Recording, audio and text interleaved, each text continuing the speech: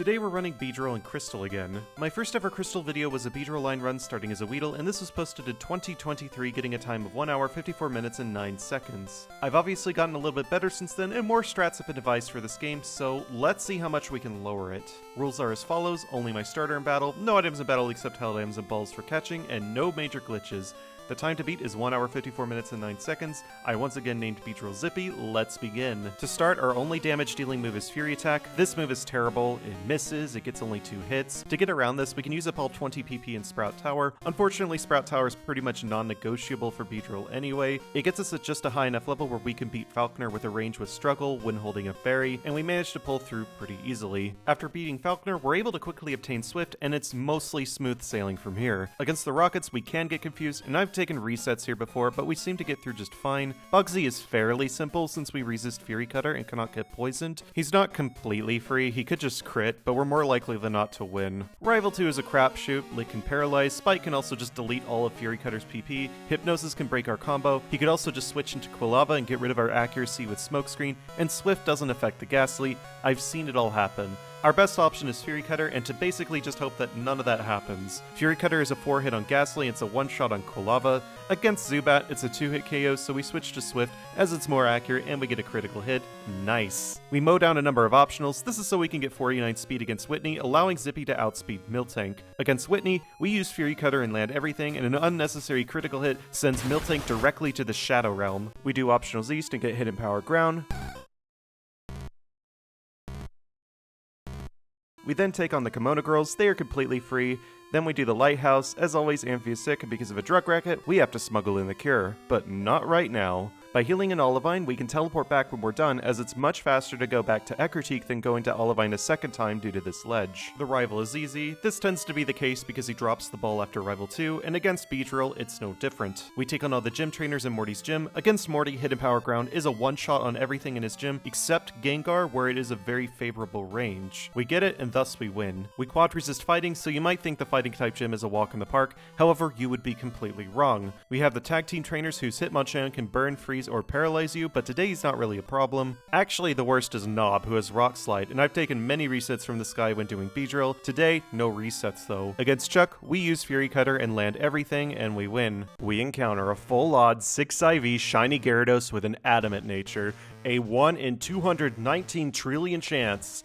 This thing is incredibly nasty, especially when it uses Thrash or Dragon Rage, and for Beedrill, this has been a big cause of resets. Today though, no resets. We get the ball behind the wall, the rival says a thing and then leaves, and after beating up these 3 strange sphere-shaped animals, we are allowed to challenge Price. Against Price, we use Fury Cutter and land everything, and we win. We get the Soft Sand, Candy Zippy to level 40, replace Fury Cutter with Agility, and use a ton of Iron. Let's do this. We encounter Jasmine at level 40, Magnemite 1 and 2 are 1-shot with Hidden Power. Against Steelix, Hidden Power Ground is a range for a 3-hit KO, but thanks to the power of friendship, we crit. Jasmine heals, and Zippy is brought down to just 18 HP.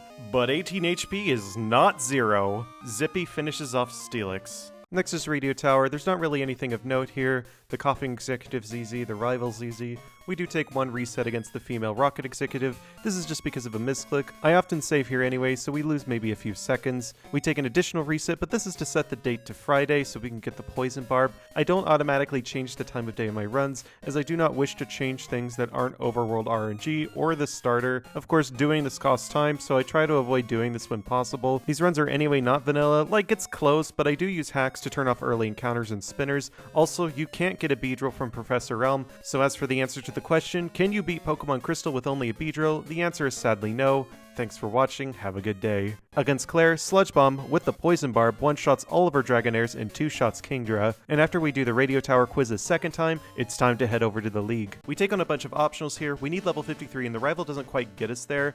Luckily, there's one more trainer before the Elite Four, the Lost Juggler. In Heart Gold Soul Silver, he gets replaced with Will, but in this game, he's just the mandatory juggler from Koga's gym. I'm guessing he locked himself in. Anyway, he has a bunch of Psychic-type Pokemon. Normally, Psychic is the strongest type in the game, and Zippy is weak to it. However, he's bad, so we win. Now we're ready to fight the Elite Four, however, we still need to get to level 65 to beat Lance. As such, we Blackout Train to 59 and use 4 rare candies to reach 63, and simply winning will get us to level 65. Many thanks to Smash Math for figuring that out for me, you're awesome. First up is Koga, he specializes in bug and poison types, return 1-shots Ariados and Venomoth, and at 2-shots Crobat. With the Soft Sand equipped, Hidden Power Ground 3-shots Fortress, or a 2-hit KO after a crit, thus we don't have to worry about it blowing up, and Hidden Power Ground 1-shots Muck. That wasn't too bad. Next up is Bruno, and he specializes in losing. He's a lot harder at lower levels because of the Machamp's Rock Slide and Onyx's Sandstorm, but we're really over-leveled for him. Next is Karen. Karen is where good runs come to die because Karen specializes in bullshit, but by attempting her below half health, her Umbreon is baited into attacking instead of using status moves. As such, we can take out the rest of her team completely for free with 1-shots. Rest replaces Hidden Power Ground. We can purchase a second copy later from Celadon if we need it.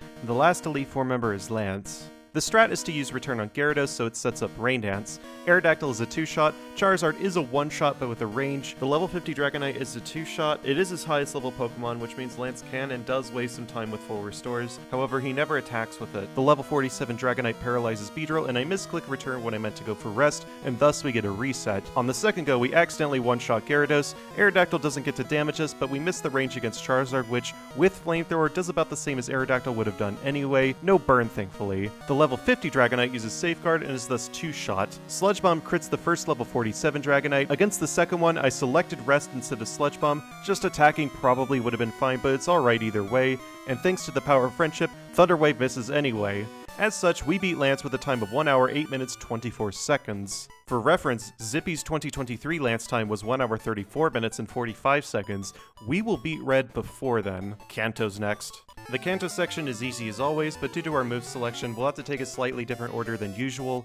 Sludge Bomb sweeps Erica and Sabrina, and Return sweeps Janine and Surge. Teaching Giga Drain in the place of Return, Giga Drain 2-shots Blaine's Macargo, and Sludge Bomb takes care of the rest. Next up is Blue, the strongest trainer in Kanto. Sludge Bomb takes care of Pidgeot, and Giga Drain 1-shots Rhydon. That's of course the easy part. Sludge Bomb 2-shots Arcanine, thus we are at risk of getting burned. We don't, so next up is Alakazam, which obviously is 1-shot with Sludge Bomb. Against Gyarados, we attack with Sludge Bomb, and Hyper Beam luckily misses. On the first heal, Zippy uses Giga Drain, bringing Zippy's HP above half and forcing Gyarados' AI to use Rain Dance. On the next heal, Zippy eats a little more HP and Sludge Bomb poisons. Gyarados gets out a pretty pitiful Hydro Pump and poison damage finishes it off. In retrospect, we probably should have just attacked over and over with Sludge Bomb until Blue ran out of healing items. I have no idea why I didn't just do that. Anyway, Sludge Bomb 1-shots Executor. Next up is Brock, obviously Giga Drain sweeps his team. And last up is Misty. We fought her last because we needed Janine's badge boost to ensure 1-shots with Sludge Bomb, which we get. The final trainer is Red. At level 72 we outspeed everything and we're quite over leveled. In fact, the level we needed for Lance is actually higher than the one we need for Red, thus we don't need to use any rare candies. Sludge Bomb 1-shots Pikachu. Against Snorlax, I intend to set up with Curse, but I misclick, get paralyzed, and we lose. On the second try, I learned my lesson and equipped the Purrscure Berry. Seems I just forgot. That's fine, it's a fast reset. Sludge Bomb still 1-shots Pikachu. We set up to +1 with Curse against Snorlax, which we will still outspeed. However, Snorlax attacks instead of setting up Amnesia. We still have Rest in case it attacks again, but it doesn't, and at +1, it's a 2-shot.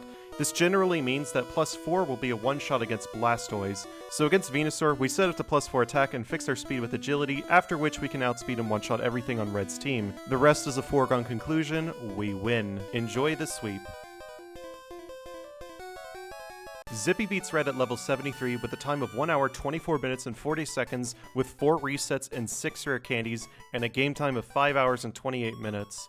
This completely destroys my 2023 results by 4 levels, almost 30 minutes of real time, and 2 hours and 17 minutes of game time. Besides simply being better, I think one cause for improvement was because I stopped being stingy with rare candies. Basically, the most ideal spot for your candies is often not at Red, but actually at the League. Because Kanto doesn't give you that much XP, you actually keep most of your levels from the League. So unless you make it a policy to completely ban rare candies until Red, using them at the League is very often the best place to use them, at least with a medium-fast Pokemon like Beedrill.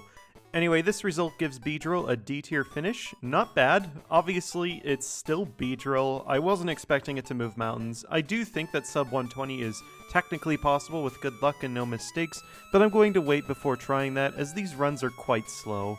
They're also quite luck dependent in the early game. Missing ranges against Falconer and just restarting isn't the worst thing, but resetting several minutes into the run over and over definitely adds up. There's also Bugsy, rival to Knob, the Gyarados, which can all do something. I can't get perfect luck every single time, and even when I do get the luck, there's still the rest of the run. The run you just saw was also pretty scuffed. It's definitely not as optimized as Nidoking, but I do think it's fairly representative of what Beedrill should get, so I'm satisfied enough for now. We'll see later. And of course, thanks for watching. Have a good day.